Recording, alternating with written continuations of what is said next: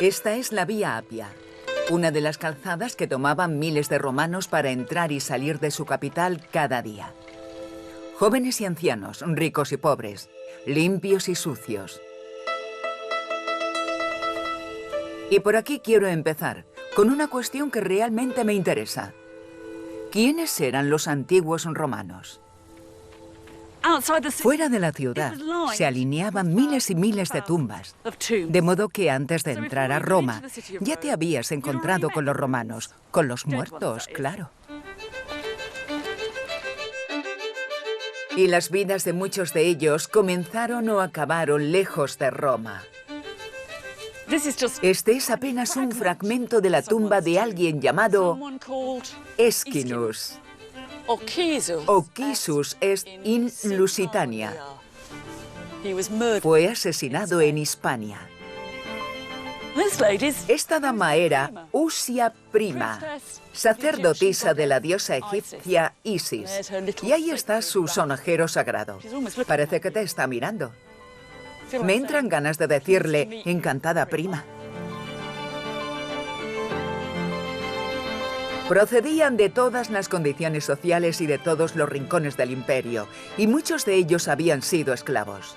No son el tipo de personas en que solemos pensar cuando pensamos en romanos.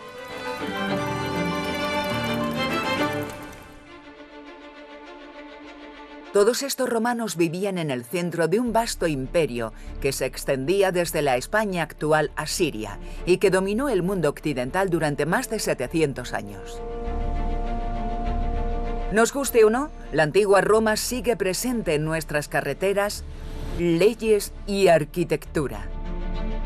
Seguimos recreándola en el cine y en la ficción, y cada año miles de nosotros venimos hasta aquí para ver de cerca sus monumentos e imaginar a los emperadores, a los ejércitos, a los gladiadores y, seamos honestos, también la sangre. Pero escondido por toda la ciudad moderna, en sus paredes, detrás de las fachadas e incluso en sus calles, hay algo mucho más difícil de encontrar, pero igual de cautivador. Las voces olvidadas de la gente corriente siguen ahí si sabemos dónde buscar. Calidius Eroticus significa señor sexo caliente. Este es un ménage à trois romano. Esto no fue solo un atraco, sino un asesinato en masa. Los romanos no solo grababan sus nombres y fechas en sus lápidas, no querían ser olvidados, así que dejaron sus pensamientos, sus logros e incluso la historia de sus vidas cinceladas en piedra. Una excepcional crónica de la vida de los romanos. He pasado casi toda mi vida con los antiguos romanos, pero no solo con los más grandes. Los emperadores, los políticos, los generales, los más distinguidos. Las personas que más me ha gustado conocer han sido las ordinarias, quienes tenían su propio papel en la historia de esta ciudad. Y lo que más me impacta es que aún podemos tener una conversación con ellas, incluso 2000 años después. En esta serie les daré voz nuevamente para reconstruir una historia muy diferente de la vida en la antigua Roma. Cruzaré las puertas de sus hogares para conocer familias ordinarias romanas cuyas vidas y posesiones pueden reflejar las nuestras de un modo sorprendente. Esto es un poco especial. No es una simple Barbie, sino la emperatriz Barbie. Bajaré a las calles donde la sociedad, la delincuencia, el sexo y el humor en su vida cotidiana nos muestra cómo era vivir en una antigua ciudad de 1 millón de personas. Los baños, el vino y el sexo, decía, arruinan el cuerpo. Cierto, pero hacen que la vida valga realmente la pena. Pero empezaré contando la verdadera historia de la Roma imperial, mirando más allá de la violencia y el espectáculo para hallar una ciudad global que buscó talento y tesoros en remotos rincones de la tierra. Un lugar donde todo y todos venían de otra parte. Estos son los romanos que me interesan. Bienvenidos a Roma.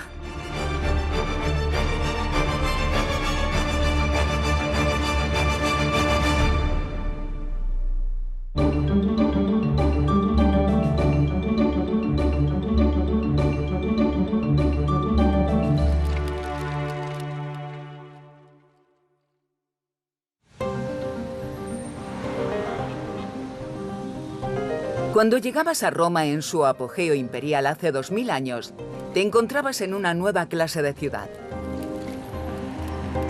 Roma había sido una pequeña ciudad-estado, pero conquista tras conquista se convirtió en la capital de un vasto imperio. Un lugar en el que, por primera vez en la historia, 1 millón de personas de 3 continentes distintos intentaron convivir.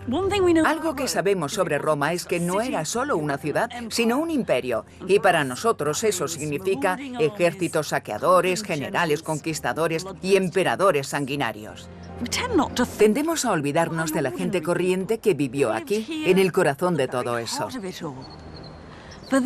El imperio los puso en contacto con todo el mundo, desde la actual Escocia hasta Afganistán, e hizo de esta ciudad un lugar más cosmopolita de lo que cualquier otra hubiera sido o volviera a ser durante siglos.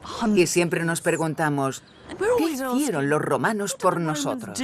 Yo creo que deberíamos preguntarnos, ¿qué hizo el imperio por los romanos? ¿Y quiénes eran los romanos realmente? En la ciudad encontramos más pruebas de lo que esperaríamos por el impacto que la conquista romana tuvo en las vidas de la gente de a pie. Tan solo basta con que la miremos desde un ángulo un poco distinto.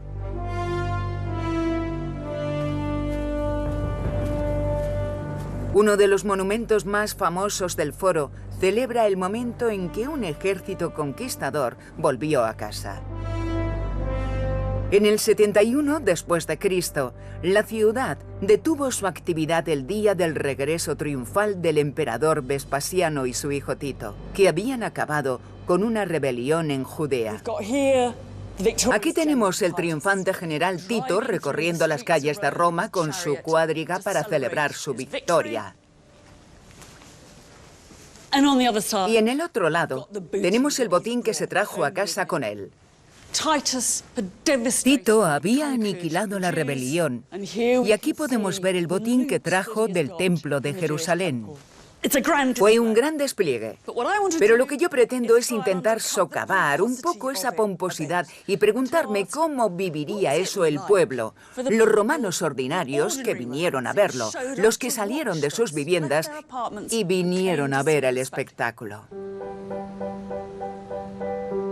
Un triunfo como este pudo ser la primera visión del pueblo romano de todas las cosas que los ejércitos traerían al regresar tras sus lejanas victorias. Los botines, los mapas del territorio conquistado, las maquetas de los combates, hasta los árboles los desarraigaban y se los traían a Roma. ¿Cómo reaccionaría la gente?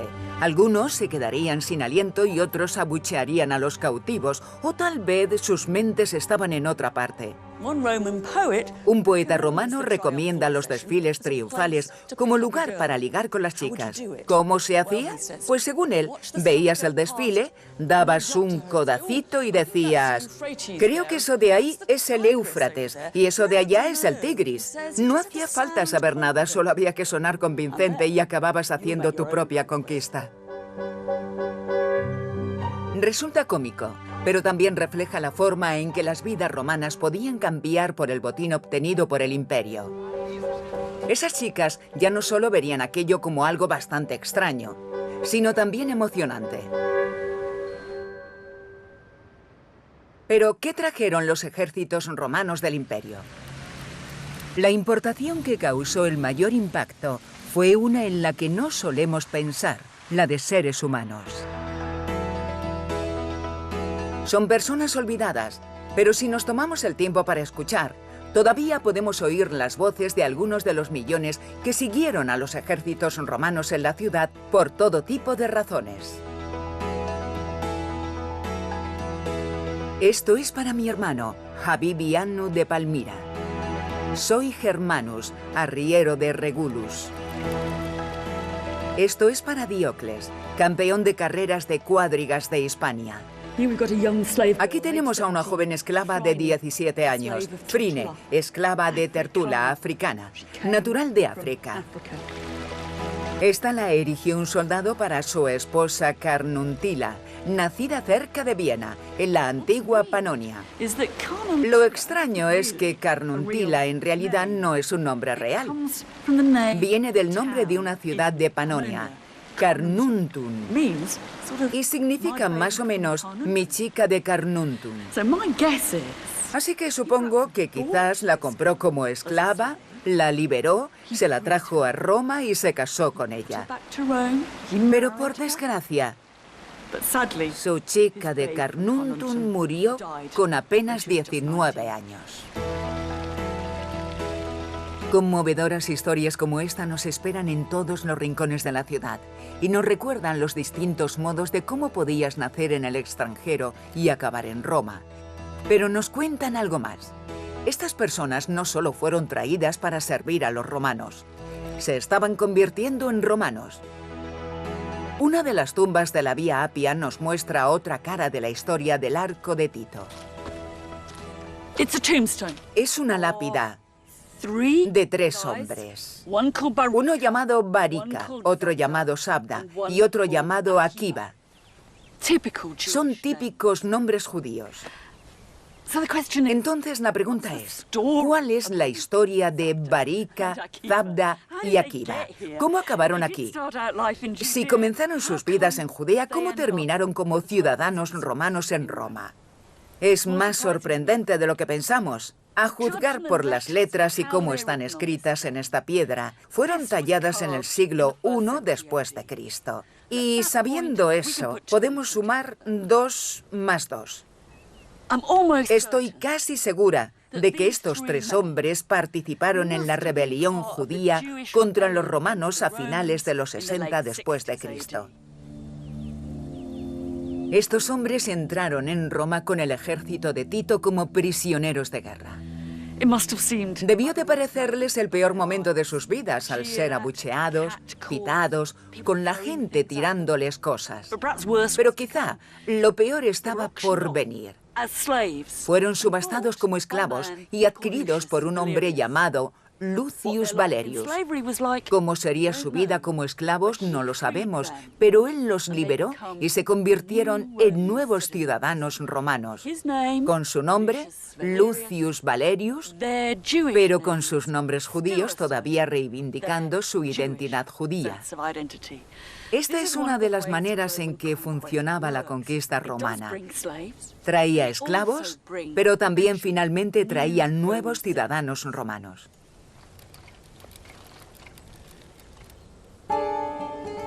Es un cuento de hadas con final feliz y una típica historia romana. Cuando hombres como estos eran liberados, no retomaban sus antiguas vidas en Judea. Permanecían en su nuevo hogar y es más, se convertían en romanos, con todos los derechos y privilegios que implicaba la plena ciudadanía romana. ¿Pero qué los retenía en Roma? ¿Cuántos de ellos había allí? ¿Y dónde vivían todos esos nuevos romanos? Para intentar dar sentido a esto, me reúno con un compañero en el Trastevere, que literalmente significa al otro lado del Tíber, desde el antiguo centro de la ciudad. Tiene fama de ser núcleo de inmigrantes en Roma, incluso ahora. En esta zona, el Trastevere, al otro lado del Tíber, era donde limitaba la antigua ciudad de Roma. Y es aquí donde hallamos la mayor evidencia de comunidades de inmigrantes, judíos, asirios. Supongo que si le preguntabas a un antiguo romano dónde está la zona más grande de inmigrantes de Roma, te respondía... Por el río. Por el río. Al otro lado. Parte de la respuesta a por qué una zona como esta podía ser tan cosmopolita radica en la historia de los esclavos como Barica, Sabda y Akiva. Los griegos pensaban que los romanos eran bastante raros por liberar tantos esclavos. Y convertirlos en ciudadanos. Sí, aunque fuera brutal, ser esclavo podía ser una especie de etapa en tu vida, como un aprendizaje. Llegabas como germano, te daban un nombre romano, aprendías latín, aprendías algún tipo de oficio útil para tu amo, este te liberaba y ahí estabas. Eras un ciudadano romano con una profesión, un nombre romano y un montón de contactos poderosos. Ya. Era tu entrada en la sociedad romana. Ahora, si multiplicamos eso por los cientos o miles de esclavos que eran liberados, vemos que la naturaleza étnica de las personas que se consideraban ciudadanas de Roma estaba cambiando muy deprisa. Ser romano era una especie de vocación, un movimiento que atraía a otras personas. Esta fue una idea completamente nueva y en muchos sentidos el secreto del éxito del imperio. La palabra romano ya no hacía referencia a la ciudad de donde provenías, sino a algo que podías llegar a ser. Casi todo el mundo en Roma era descendiente de alguien que provenía del exterior, y no solo ex-esclavos. Eran personas que trabajaban en los muelles, constructores, prostitutas, campesinos, que habían venido a Roma porque creían que aquí podían comer lo que no podían comer en su tierra. Así que era una gran y caótica mezcla de gente que llegaba sin conocer a nadie. Tomaban rumbo hacia lo desconocido, hacia un lugar donde nada garantizaba tu supervivencia. Y curiosamente esa era una de las razones por las que Roma dejaba entrar a estas personas. Cualquier ciudad del tamaño de Roma necesitaba inmigración porque el número de fallecidos superaba con creces al número de nacidos. Roma era una ciudad malárica en la antigüedad, así que los que llegaban aquí no gozaban de inmunidad alguna. Cogían la enfermedad y en unos años habían muerto. Así que para que Roma mantuviera su tamaño necesitaba más población constantemente. Roma se tragaba a la gente. Era una ciudad que consumía personas y las escupía muertas. Quizá deberíamos dejar de pensar en los romanos como una nación o raza superior que conquistó el mundo, y en su lugar pensar en una Babel de personas desarraigadas y amontonadas muy lejos de su tierra, y con la esperanza de un futuro mejor, porque para los extranjeros Roma no era todo pesimismo. Supongo que a veces la gente venía a Roma buscando su suerte.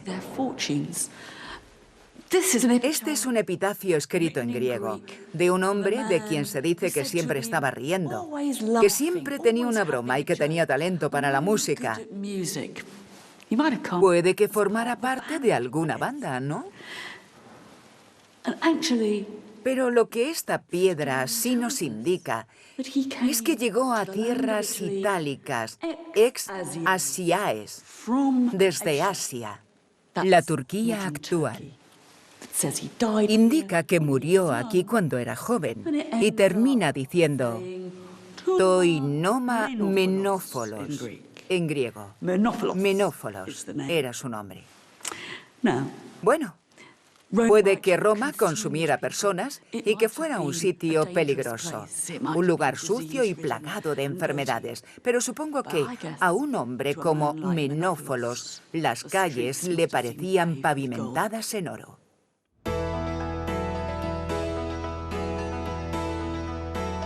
No todos los inmigrantes de Roma pertenecían a las clases más bajas. El Senado y el Palacio Imperial estaban llenos de gente foránea, al igual que las calles del Trastevere. Roma era internacional desde la base hasta su cima misma.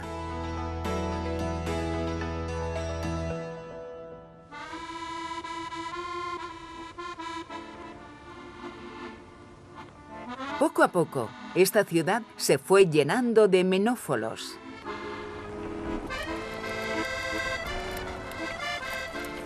Con la llegada de gente nueva, la población de Roma se duplicó y volvió a duplicarse hasta superar el 1.000.000. Ningún lugar fue más poblado en Europa hasta en Londres de la época victoriana. Pensamos en Roma como una ciudad muy antigua. Pero hace 2000 años, este era un lugar novísimo. Debió de estar lleno de obras, nuevos edificios de alojamiento temporal. Debió de parecerse un poco a Dubái. Pero nos asaltan las dudas. Si tienes 1 millón de personas de todas partes, ¿cómo las mantienes con vida? ¿Cómo las alimentas? ¿Cómo mantienes ese vasto espectáculo multicultural en marcha? Alimentar a 1 millón de personas supuso todo un reto sin precedentes. En el centro de la ciudad moderna se halla un lugar que nos da una idea del colosal consumo en la antigua Roma.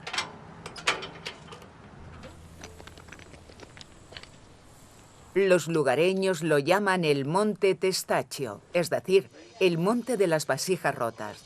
Yo lo considero uno de los sitios arqueológicos más extraordinarios a nivel mundial.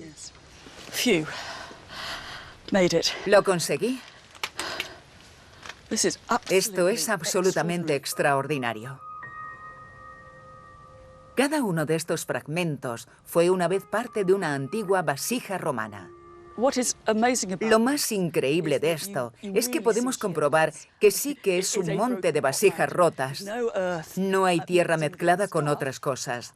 So you see how Así que vemos de una manera bastante clara que estos fragmentos de cerámica han sido apilados.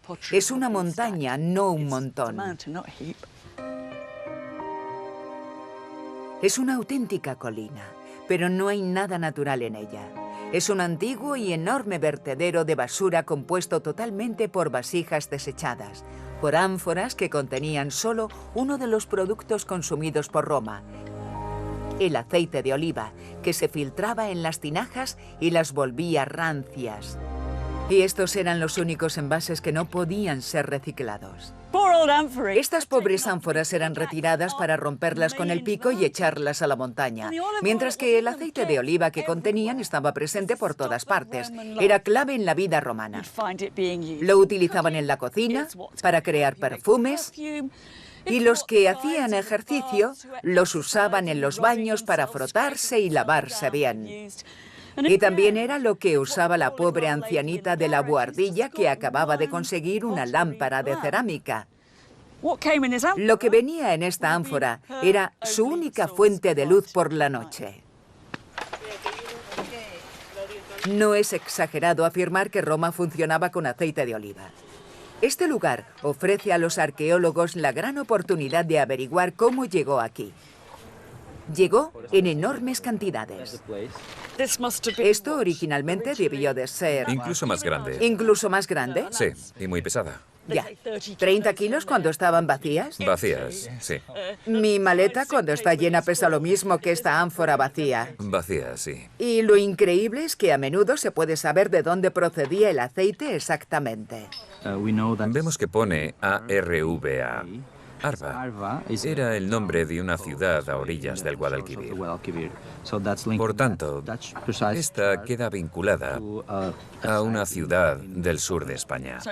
Una ciudad romana en el sur de España. the guy who's making Y el que hizo esta ánfora la selló con el nombre de su ciudad como diciendo, esto es un producto de Arva. Sí. Según estas marcas comerciales, casi todo el aceite de este monte provenía de Hispania y un poco del norte de África. Hoy, Italia es famosa por su aceite de oliva, pero en la antigüedad la mayoría lo importaban de otra parte. the fascinating thing Lo fascinante de este monte is the way that es you cómo can podemos start to piece reconstruir together las historietas cotidianas de estas vasijas y sus contenidos. and their contents.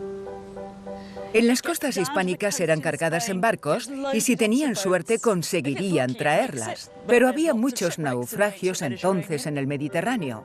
Llegaban a la costa, las descargaban, las colocaban en barcazas, las llevaban Tíber arriba hasta la misma ciudad de Roma, las volvían a descargar, las colocaban en almacenes, vertían su contenido en pequeños recipientes y las ánforas terminaban aquí. It might not look it at first Aunque no lo sight. parezca a simple vista, este es uno de los monumentos más impresionantes de Roma como ciudad imperialista consumidora que traía los alimentos que necesitaba a través del Mediterráneo. Y no solo aceite de oliva. Tras un corto viaje por el río Tíber, llegabas al puerto de Ostia.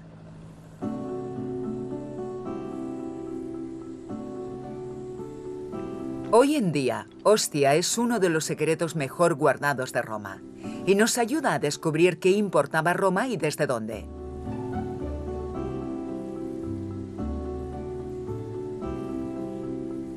Martin Millet ha estado excavando cerca de aquí y juntos nos vamos a explorar una plaza fascinante junto al teatro a la que llamamos la Plaza de las Corporaciones. Okay. Bueno, Martin, aquí es donde hago mis tareas domésticas.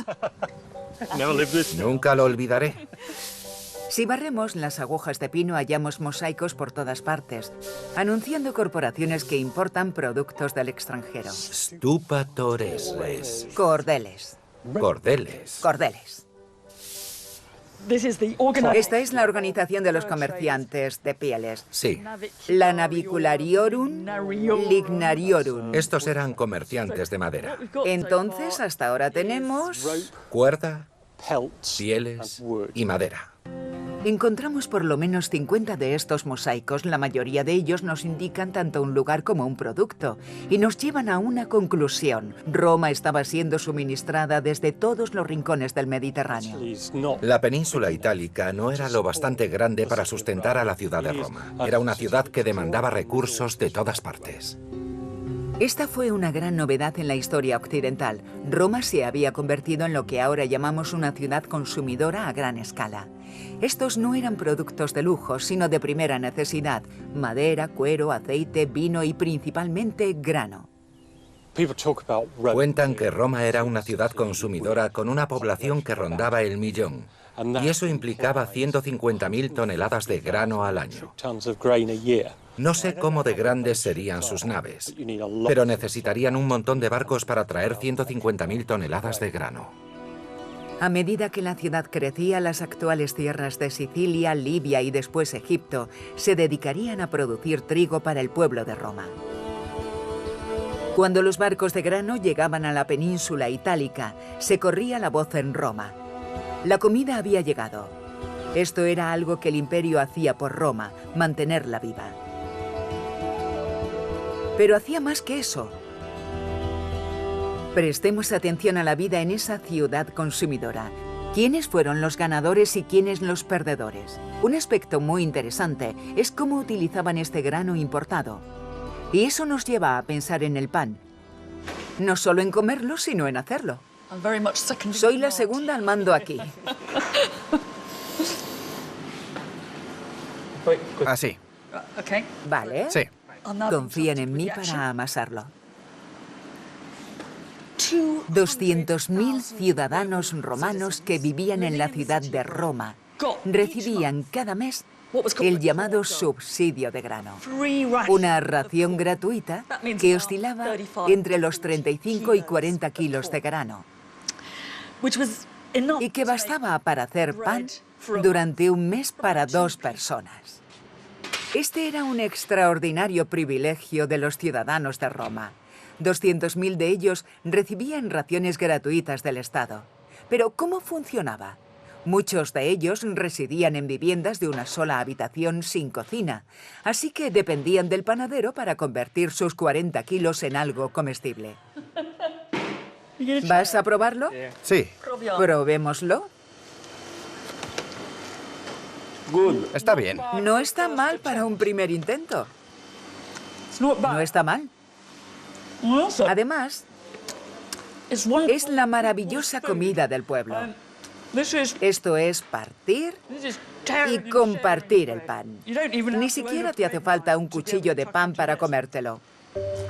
Bueno, deberíamos desechar la idea de que esto era una especie de protoestado del bienestar. Claro que algunos pobres se beneficiarían del grano. Pero la caridad no era una prioridad para el emperador a la hora de invertir todo ese tiempo y dinero en distribuir este grano.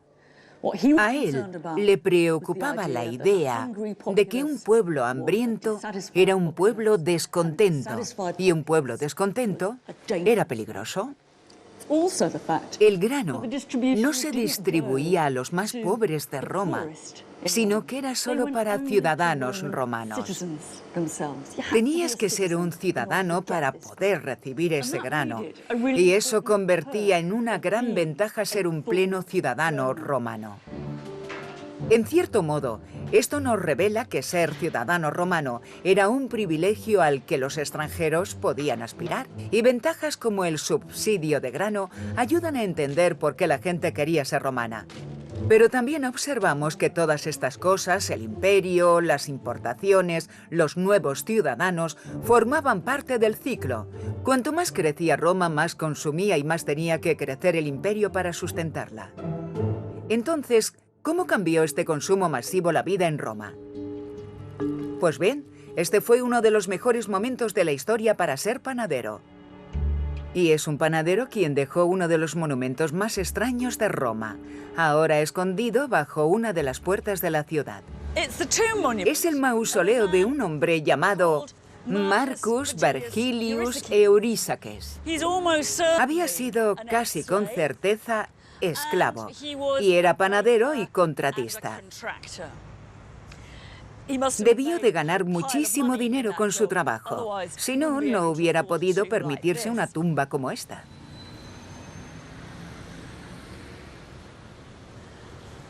Lo que hizo Eurísaques fue regalarse una tumba temática.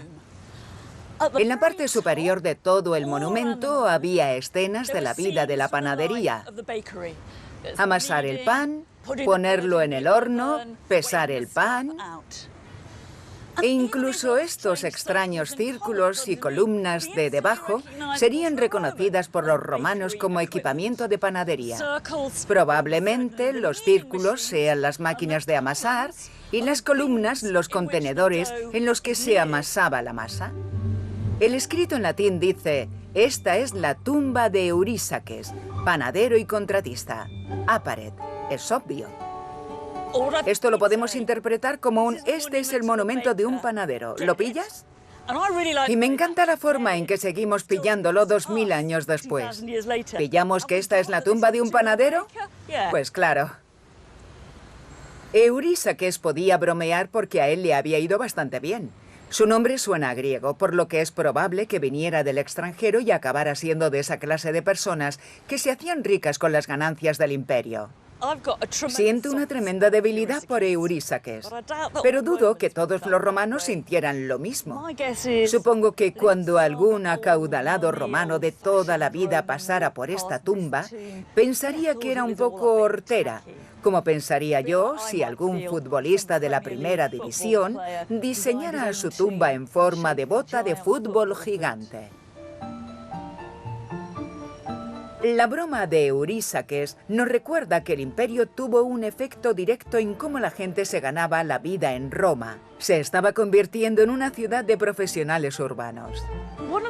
Una de las razones por las que la antigua Roma nos resulta todavía familiar es que la gente desempeñaba una amplia variedad de oficios como nosotros, pero no debemos olvidar que aunque parezca evidente, esta era una de las maneras en que Roma era radicalmente nueva y diferente. En la antigua y pequeña ciudad tradicional, la idea era que los habitantes fueran personas polifacéticas. Los mismos hombres que combatían en las guerras, araban los campos y producían los alimentos de la ciudad. Pero en la Roma imperial, debido al enorme tamaño de la ciudad, tales labores fueron externalizadas. La comida ahora llegaba desde el extranjero. No era producida por agricultores locales. Y las fuerzas armadas que estaban estacionadas por todo el Imperio Romano ya no solo eran ciudadanos prestando servicios militares, sino militares de profesión. El imperio permitió, o más bien obligó a los romanos, a ganarse la vida especializándose. Podía ser comerciante de perlas, encargado de almacenes o incluso peluquero de los ricos y famosos. Lo que esto hizo fue diferenciar de una manera completamente nueva a las personas. Si le preguntas a un egipcio o un griego quiénes eran, te daban el nombre de su padre o de su ciudad natal. Si le preguntabas al romano medio, estoy segura de que te decía cómo se ganaba la vida, y la prueba la tenemos en sus lápidas. Estos chicos trabajaron en la piperataria, es decir, en el mercado de la pimienta. Estos eran mozos de almacén, horreoreorum. Y este hombre era Sagarius, un gran fabricante de abrigos.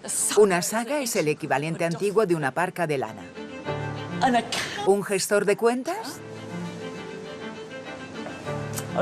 Esta es genial. Es una piscatrix, una pescadera. Y él, un trabajador del oro.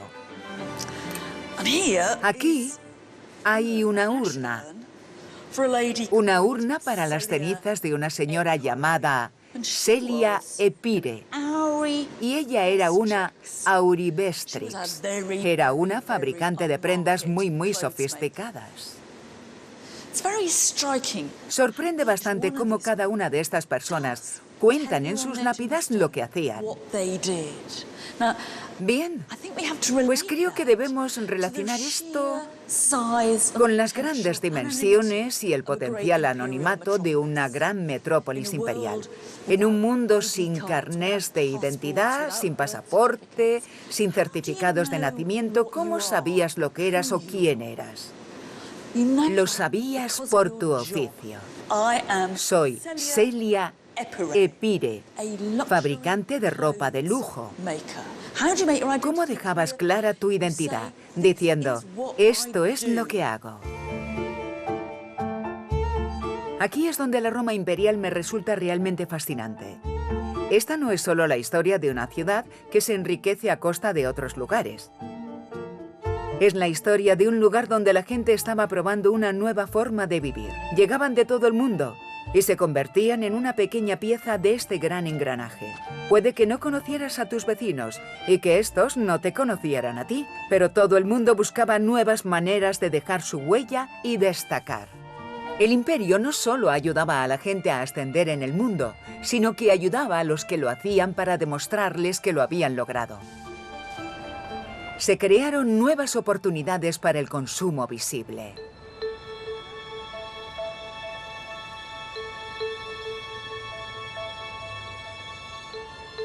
El imperio ofreció a la mayoría de gente de la Europa occidental su primera experiencia con la pimienta, los limones y las cerezas. Un desabrido romano se quejaba de que la cocina había pasado de ser una mera función a un gran arte. El imperio transformó la experiencia sensorial de la ciudad. Había nuevos olores, nuevos sabores, nuevos colores. Y en ningún sitio queda más claro que en las elaboradas pinturas con las que muchos romanos adinerados decoraron sus paredes. En Pompeya está la que quizás sea la pintura romana más famosa de todas. Una escena bastante extraña con lo que parece un falo y una mujer amamantando a una cabra. Pero serían los colores lo que habría asombrado a un antiguo visitante aparte de la atrevida temática. Eso sí, no deberíamos cometer el error de pensar que los pobres romanos vivían en blanco y negro hasta que comenzaron a conquistar el Mediterráneo, pues contaban con todo tipo de minerales y plantas locales que les ofrecían pigmentos para pintar. Pero a medida que pasó el tiempo, se interesaron más y más por los insólitos colores brillantes que podían obtener de sus remotos territorios. Bueno, esta de aquí es una de las mejores versiones que existen de auténtico color rojo, el vermellón hispano. Un rojo bonito y brillante. Imaginamos que si venías a cenar aquí y el generoso anfitrión empezaba a enseñártelo todo, este podía decir, esta mujer de aquí está azotando a esta otra por esto y lo otro. Pero también podía decirte, es un rojo precioso, ¿verdad? De hecho, es vermellón hispano, importado especialmente desde Hispania. Lo pagué yo mismo como mejora. Vivimos en un mundo de colores sintéticos, brillantes y baratos, pero los romanos no. En Roma, los colores brillantes eran un lujo procedente del extranjero. Pero el deseo por ellos creó un nicho de empleos aún mayor para los romanos de a pie. A este hombre le apasionaba lo que hacía. Erigió esta lápida cuando estaba vivo, vivos fecit, para sí mismo y para su familia, y representó en ella las herramientas de su oficio. Él trabajó como tintorero en la manufactura de los ceñidos. Y aquí tenemos los pequeños frascos en los que venía su tinte, las balanzas en las que él medía sus ingredientes y las madejas del material que teñía. Pero no era un tintorero cualquiera. En la parte superior nos indica su nombre. Caius Pupius Amicus Purpurarius. Era tintorero de púrpura. En Roma, el púrpura era especial. Provenía del Mediterráneo oriental y se extraía de pequeños mariscos. Resultaba espectacular y no se desteñía. Y no solo era caro, sino que su uso llegó a ser regulado por la ley. Si veías a un hombre por la calle con una toga, con una amplia banda púrpura, este debía de ser un senador, parte de la élite política, y posteriormente la única persona del imperio a la que se le permitiría llevar prendas enteras de color púrpura sería al mismísimo emperador romano. Se vigilaba el uso del color. Es como si la reina Isabel II fuera la única persona del Reino Unido que pudiera ir de rosa. Pero eso dice mucho sobre Roma y el Imperio Romano, que el marcador más visible del estatus político y social fuera algo procedente de la parte más oriental del Mediterráneo. No es de extrañar que Caius Pupius Amicus estuviera orgulloso de ser un purpurarius. La historia del color no es solo una historia del lujo, sino de la identidad, del poder que el consumo visible tenía para señalarte como alguien especial, tanto si suministrabas como si consumías. Todas esas importaciones te ayudaban a destacar. Al igual que las personas y los productos, también llegaban nuevos dioses desde los remotos confines del imperio. Podías tener tu propio estilo, tus propios gustos y tus propias creencias. Pero no nos dejemos llevar por el exotismo que el imperio ofrecía. Lo que el púrpura foráneo de la toga del senador nos indica es que podía ser completamente extranjero y romano al mismo tiempo. Los romanos tenían una forma de pensar sobre las demás culturas muy distinta a la nuestra.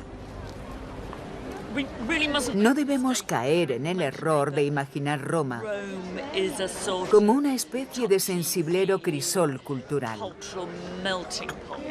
Exacto, si llevabas ropa inadecuada se reían de ti, si hablabas de forma extraña también. Eran muy convencionales y decían, aquí hay demasiados griegos. O los judíos no comen bien durante el Sabbat y ese tipo de cosas.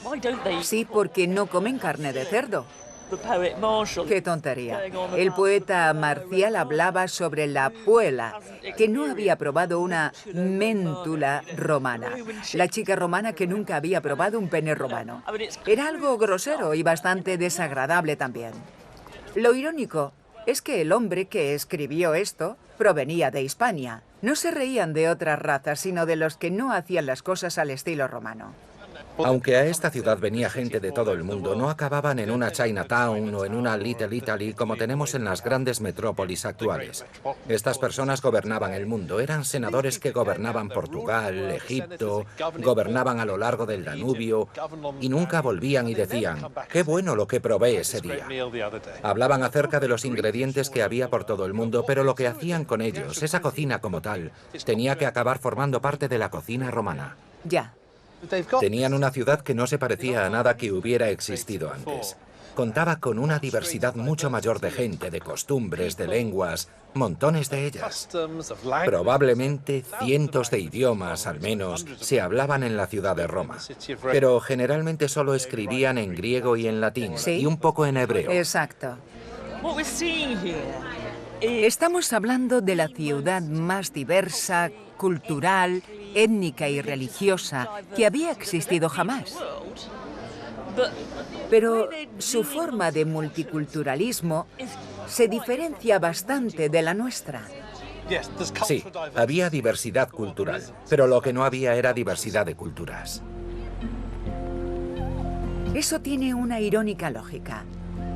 Como toda la cultura romana era en sí una amalgama, no veían la necesidad de que existieran culturas alternativas paralelas, y menos aún de respetarlas. En Roma la diversidad no se basaba en la separación. No hubo un Chinatown o ni siquiera un barrio judío.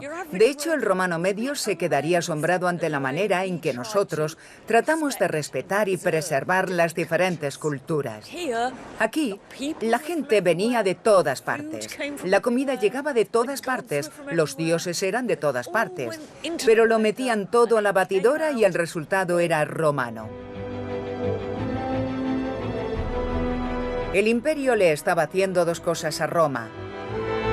Exhibía todas las rarezas exóticas y lujosas del mundo exterior, pero al mismo tiempo, la distinción entre los romanos y los pueblos sometidos se disolvía con el tiempo. Finalmente, todos los hombres libres y adultos del imperio fueron considerados ciudadanos romanos. Para mí, existe un lugar que capta las contradicciones de la Roma imperial.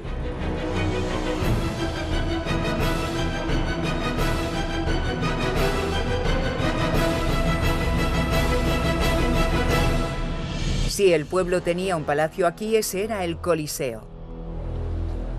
Fue construido y financiado con los botines de la guerra judía como regalo al pueblo romano y de algo no cabe duda. Algunos tuvieron que subir un montón de escaleras.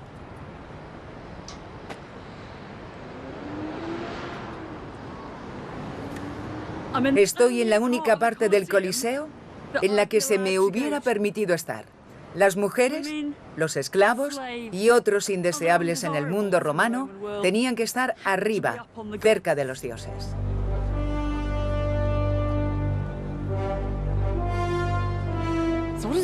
¿Y cómo se vería todo desde la perspectiva de los indeseables?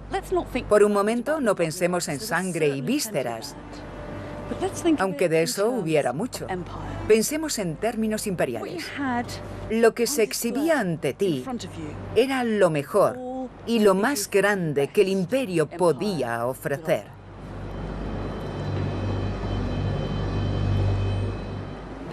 A menudo la gente lo compara con los partidos de fútbol, pero en ese caso esta no sería la primera división, sino la Copa Mundial.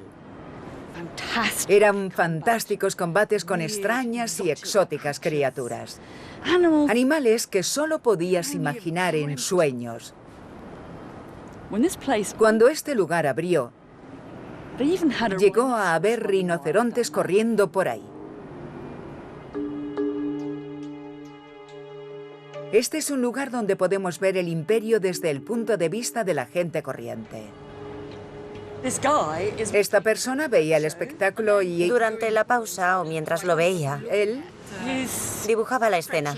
La escena, sí.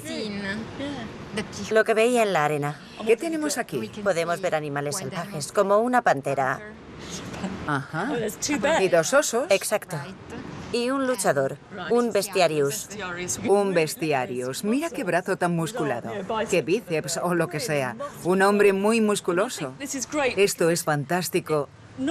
Porque no solo nos muestra el punto de vista de un espectador, sino que también capta la sensación de estar aquí. Pero no estaba solo. A los romanos les encantaba dibujar a las bestias con que los asombraba el Coliseo. Ver por primera vez esos exóticos animales debió de ser impresionante. Y lo mismo ocurría con las otras estrellas del espectáculo, los gladiadores.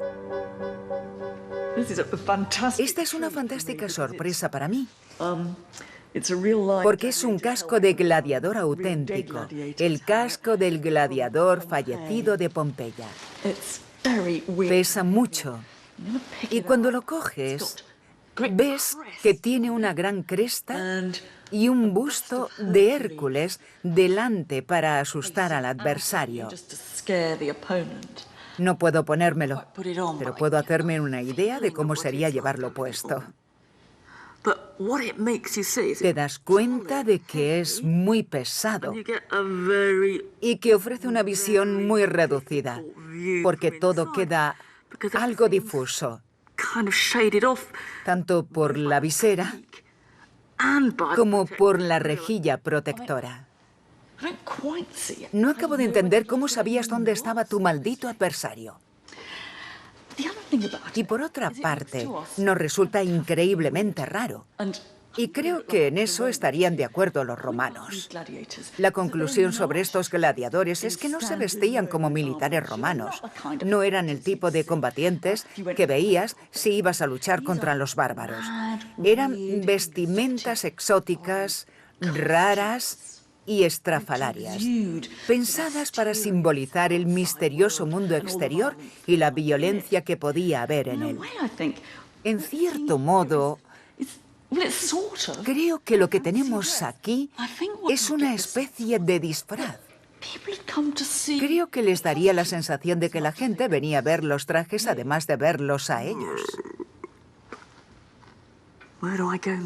¿A dónde voy ahora? No veo bien. En fin.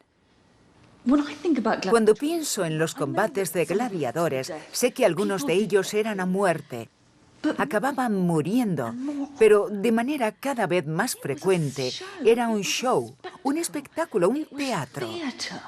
Para mí, se parecía más a la farsa de la lucha libre que a los verdaderos combates del boxeo. Y parte de los motivos eran puramente económicos. Podías tener cientos de gladiadores y al ser tan caros, no querías que te los mataran con mucha frecuencia. Aquí hay cierta disparidad de tamaño. Pero me temo que el tracio va a ser derrotado. Vaya, ha vencido el murmillo. Enhorabuena. Para los romanos, los gladiadores representaban una violenta fantasía del mundo exterior en su entorno. Pero hallamos una fascinante ironía en los orígenes de los hombres tras las máscaras. Aquí tengo un dibujo maravilloso, un dibujo antiguo de una lápida que se perdió hace ya mucho tiempo. Pertenecía a un hombre llamado Marcus Antonius Exocus, y nos decía que vino de Alejandría para luchar en algunos juegos de gladiadores organizados por el emperador Trajano. Y aquí hay otro texto de una lápida erigida por un hombre llamado Fusquinos, que era un provocator, otro tipo de gladiador. Su lápida está en griego y nos revela que él era egipcio. Los orígenes de estos gladiadores eran tan dispares como los de todo el mundo en Roma, pero sus historias reales eran mucho más mundanas que los exóticos papeles que fueron obligados a representar en la arena. Esto revela la engañosa apariencia de todo esto porque, bajo esa parafernalia, algunos gladiadores eran bastante hogareños, o terminaron siéndolo. Acabaron retirándose con una vida larga, esposa e hijos. Una de las lápidas más bonitas es la de este hombre, que vivió hasta los 45 años. Había venido desde Tungria. Era belga, pero la lápida se la erigió su esposa y el pequeño Justus, su hijo. Incluso Exocus, por exótico que parezca, pareció haber terminado su vida, a juzgar por su nombre, como ciudadano romano. Seguramente se retiró y vivió su vida en algún lugar del Imperio Romano, como Marcus Antonius Exocus. Un egipcio que representa el papel de un guerrero tracio para, después, asentarse como un padre de familia romano simboliza para mí toda la Roma imperial. El Coliseo dramatizó la aterradora y emocionante idea romana de que, en el exterior, todo era violencia, confrontación y rareza. Lo cierto es que el Imperio Real no solo estaba luchando en la arena, sino también sentado en los asientos. Había zonas en el Coliseo reservadas para los gaditani, los gaditanos para un senador de África y un jefe godo. En realidad, los aterradores bárbaros se habían convertido en romanos que estaban viendo el espectáculo como todos los demás.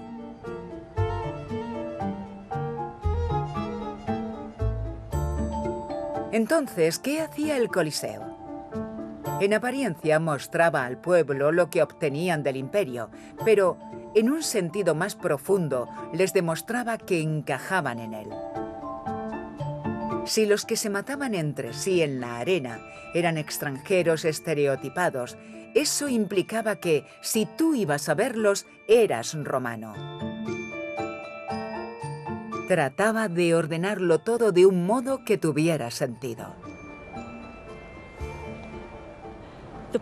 La conclusión sobre el Coliseo es que era tanto un microcosmos de la ciudad de Roma como del Imperio Romano.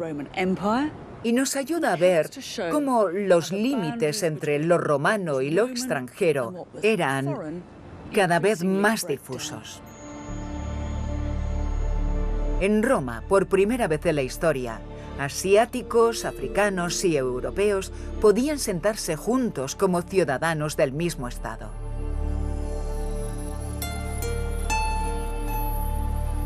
Roma fue la primera ciudad global y contenía todas las contradicciones que las ciudades globales han tenido desde entonces. Era diversa, pero no tolerante. Los extranjeros enemigos eran crucificados, esclavizados y obligados a luchar en la arena, pero otros podían llegar a ser emperadores. La conclusión es que el imperio no distinguió entre romanos y extranjeros, sino entre los que se resistieron y los que se unieron. La pregunta clave en nuestra historia es, ¿cómo sería vivir en la principal ciudad del mundo, donde casi todos provenían de otro lugar? Muchos debieron de sentirse lejos de su hogar, de sus raíces, pero para otros había beneficios y éxitos que obtener y una emocionante, aunque desconcertante mezcla de nuevas ideas y distintas culturas y religiones. Fueras lo que fueras en tu lugar de origen, en Roma podías reinventarte. No es difícil imaginar los temores y preocupaciones de aquellos romanos corrientes. Fueran de donde fueran. ¿Cómo encajo yo aquí? ¿Quién sabe quién soy? ¿Quién me recordará cuando haya muerto? Tal vez a eso se debía su afán por escribir sus historias en sus lápidas. Nos están hablando deliberadamente a todos nosotros. Este hombre nos da conversación. Desconocido, dice. Hospes. Espera un momento. Resiste. Detente. Echa un vistazo abajo a tu izquierda. Ahí es donde están enterrados mis huesos. Mi osa. Yo era un buen hombre, un hombre amable, misericordias. Era un amante de los pobres, amantis pauperis. Por favor, viajero, por favor, viator, te lo ruego, no fastidies mi tumba. El nombre de este hombre era Gaius Attilus Euhodus, ex esclavo de un hombre llamado Serranis. Euhodus me suena a griego y nos dice lo que hacía. Era un margaritarius, un vendedor de perlas. Ese es quien está enterrado en esta tumba. Viajero, dice, viator, sigue ahora tu camino. Adiós. ¿Vale? Vale.